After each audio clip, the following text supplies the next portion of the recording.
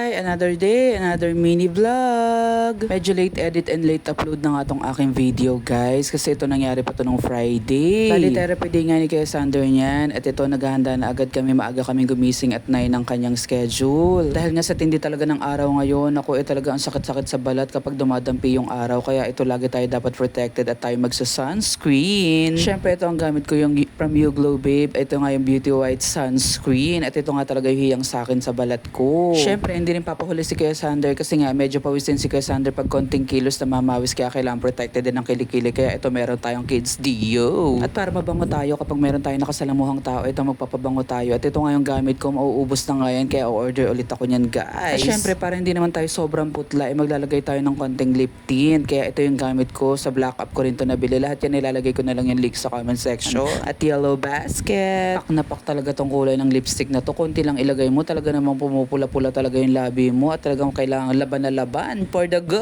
Sabi ko nga kay Kuya Sander, magbabay na siya, taalis na nga kami papuntang therapy center. Kaya ayan, todo babay siya. Hindi naman magtugma-tugma. Bago kami umalis, may nasikaso lang ako at sabi ko nga isuot niya yung medyas niya. Pero niloloko ko lang kasi hindi pa naman siya sobrang galing magsuot niyan. Pero pag gulat ako, nakita ko nakasuot na kaya very good siya for the go doon. Para sa akin guys, small win na yun. Yung mga ganun nakakapagsuot siya ng sarili niya, hindi na niya ako kailangan. And yes, fast forward, sinamahan na nga kami ni Papa Tom sa therapy center, hinatid niya na kami. At sa reunion, biniling ko lang sa nanay at sa tatay ko. Kahit hindi pa naman tanghali, grabe na talaga yung init ng araw ngayon. Kaya minsan, 2 beses talaga ako maligo sa isang araw. Hindi talaga ako matulog kapag hindi naligo ng hapon. Tapos yung mga bata rin, gustong-gusto rin magbabasa paghapon pagkatapos sila maglaro at magligalig. Ayan, magbabasa sila at sabihin nila clean daw. Yung tipong akala ko ihuhugasan ko lang sila tapos magbubuhos na sila agad ng tubig kaya parang naligo na rin. Naku po! So ayan, fast forward, nandito na nga kami sa therapy center at pumasok agad si Kuya Sander. Bali wala na siyang pakialam sa akin. For the go, Charis!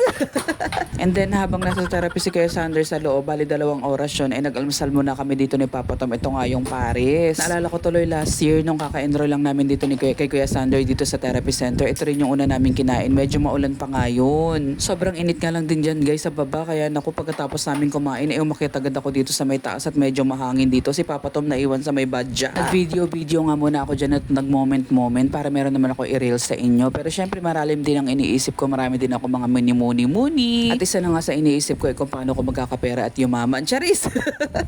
And fast forward, tapos na nga yung therapy ni Kuya Sander dyan. At so far, very good naman siya sa mga activities nila at saka yung sa mga obstacle na pinagawa sa kanya ni teacher. And guys, fast forward, nung hapon nga, pumunta kami dito sa dati naming bahay at malapit nga lang dito yung naimbitahan kasi kami sa kasal. Bali dito lang kasi yung kinasal sa may tabing bahay namin kaya dito muna kami nagstay. Ating kuya, this is our house dati.